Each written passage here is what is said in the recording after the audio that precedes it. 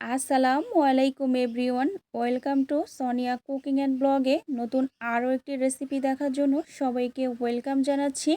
আজকে আমি তোমাদের সাথে শেয়ার করব মাত্র 1 কাপ চাল দিয়ে বাচ্চাদের জন্য হেলদি টিফিন রেসিপি, যেটা দেখতে অনেক লোভনীয় আর খেতে হয় দুর্দান্ত। বন্ধুরা, দেখতে থাকো আমার আজকের এই রেসিপি। আশা করছি তোমাদের কাছে ভীষণ ভালো লাগবে। আমি এখানে 1 কাপ চাল নিয়েছি। চালটাকে এখন আমি খুব ভালো করে পানি দিয়ে ধুয়ে নিব। এখানে আমি 3 থেকে 4টির মতো পানি দিয়ে কিন্তু খুব ভালো করে কিন্তু চালগুলোকে পরিষ্কার করে নিব। যতক্ষণ পর্যন্ত পানিটা একদম স্বচ্ছ আর পরিষ্কার না হয়, দেখুন আমি চালগুলোকে খুব সুন্দর করে ধুয়ে নিয়েছি। এখন আমি একটি স্ট্রেনার নিয়ে নিব, আর এই চালগুলোকে আমি খুব ভালো করে একটা স্ট্রেনারের সাহায্যে ছেঁকে নিব। এখন আমি একটি বাটি নিয়ে নিয়েছি, আর এর উপরে আমি স্ট্রেনার বা ছাঁকনি দিয়ে দিব। এখন আমি সম্পূর্ণ চালটা পানিসহ ঢেলে দিব। আমি খুব সুন্দর করে বাটি থেকে চালগুলোকে নিয়ে নিচ্ছি। এখন আমি হাত দিয়ে মাঝখান থেকে কিছুটা চাল এদিকে ওদিকে করে দিব, যাতে করে পানিটা খুব সুন্দর মতো ঝরে যায় আর চালটা খুব সুন্দর ঝরঝরা হয়। এখন চলে যাব রান্না করতে, তাই চুলায় একটি প্যান বসিয়ে দিয়েছি আর দিয়ে দিচ্ছি 3 টেবিল চামচের মতো সরিষার তেল। আজকে আমি এই রান্নাটি করব সরিষার তেল দিয়েই। তেলটা যখন গরম হয়ে যাবে, এখানে আমি ধুয়ে রাখা চালগুলো দিয়ে দিব। আর চালগুলো কিন্তু অনেকটা ঝরঝরে হয়ে গেছে, আপনারা তো দেখেই বুঝতে পাচ্ছেন। চালটা দিয়ে এখন আমি একটি হাতার সাহায্যে খুব সুন্দর করে নেড়েচেড়ে চালটাকে ভেজে নিব। আর এরকম যদি একটি হেলদি টিফিন রেসিপি যদি বাচ্চাদের টিফিন বক্সে দাও, টিফিন বক্স কিন্তু কখনোই ভরা আসবে না। 100% গ্যারান্টি দিয়ে বলতে পারি বন্ধুরা, এতটাই টেস্টি হয় খেতে। এবার আমি খুব ভালো করে কিন্তু চালটাকে ভেজে নিয়েছি। এখন এখানে আমি দিয়ে দিব কুসুম গরম পানি। 1 কাপ যেহেতু আমি চাল দিয়েছি, 1 কাপ চালের জন্য আমি 2 কাপ পানি দিচ্ছি। তাহলে কিন্তু আমার এই চালটা খুব সুন্দর মতো সিদ্ধ হয়ে যাবে, আর চালটা কিন্তু অনেকটা ঝরঝরা হবে। আমি যেহেতু এখানে সরিষার তেল দিয়েই চালটাকে ভেজেছি, তাই চালের ভিতরে কিন্তু কিছুটা হলদে ভাব চলে এসেছে। এখন আমি দিয়ে দিব স্বাদ মতো লবণ। লবণ দিয়ে আমি খুব ভালো করে নেড়েচেড়ে মিশিয়ে নিচ্ছি। এখন একটি ঢাকনা দিয়ে আমি ঢেকে দিব 6 থেকে 7 মিনিটের মতো। এই 6-7 মিনিটের মধ্যেই চালটা সিদ্ধ হয়ে যাবে। এদিকে আমি একটি মিক্সিং বোল নিয়ে নিয়েছি, আর আমার এখানে লাগবে 2টি ডিম। আমি 2টি ডিম খুব সুন্দর করে ভেঙে নিচ্ছি। আর তোমরা যদি পরিবারের সদস্য বেশি থাকো, তখন তোমরা ডিমের সংখ্যা আরও বাড়িয়ে নিতে পারো। এবার আমি ডিমটাকে ভালো করে একটু ফেটিয়ে নিব। চামিচ দিয়ে ভালো করে ডিমটাকে একটু ফেটিয়ে নিতে হবে।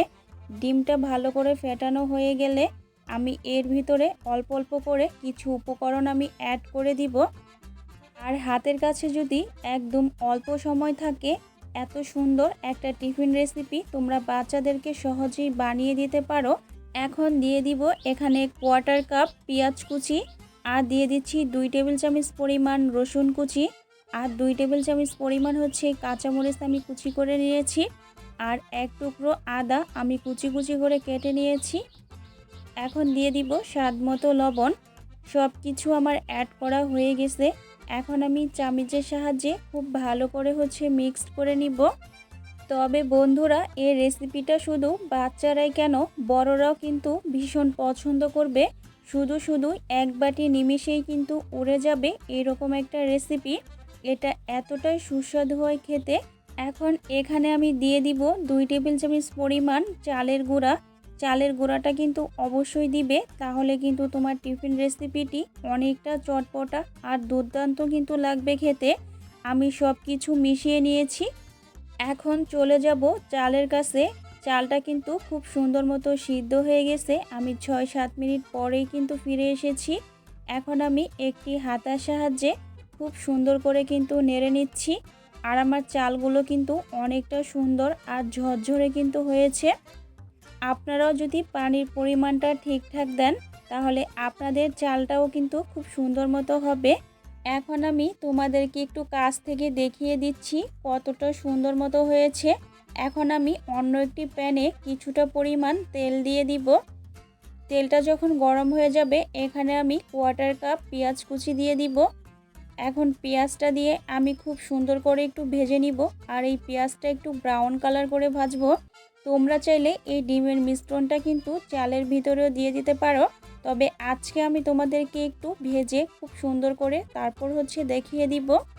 তোমরা আমার এই রেসিপিটি যদি দেখে বাসায় একবার যদি ট্রাই করো, আমি কথা দিচ্ছি বড় থেকে বাচ্চারা খুবই কিন্তু পছন্দ করবে।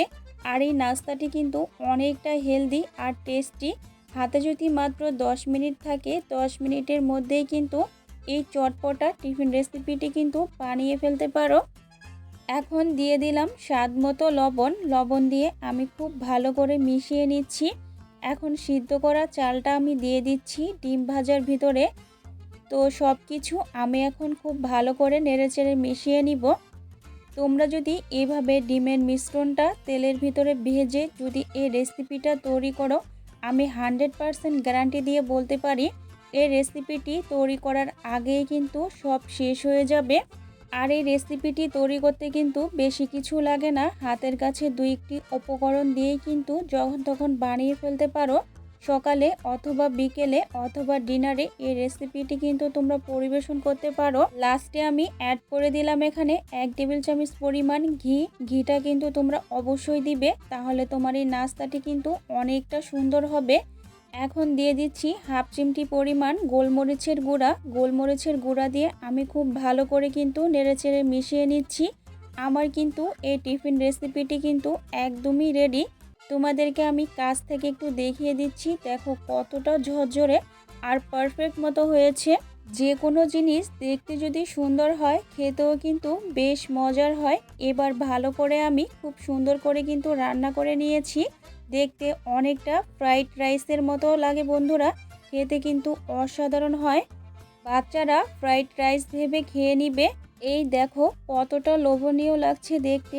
ঘরে থাকা চাল দিয়ে যে এত সুন্দর বাচ্চাদের জন্য টিফিন রেসিপি করা যায় বন্ধুরা, একবার বাড়িতে করে দেখবে, বারবার এরকমভাবেই করতে বলবে।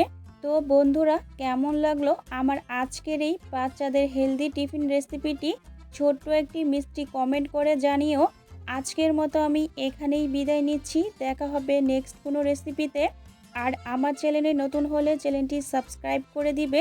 সবাই ভালো থাকবে, সুস্থ থাকবে। আল্লাহ হাফিজ।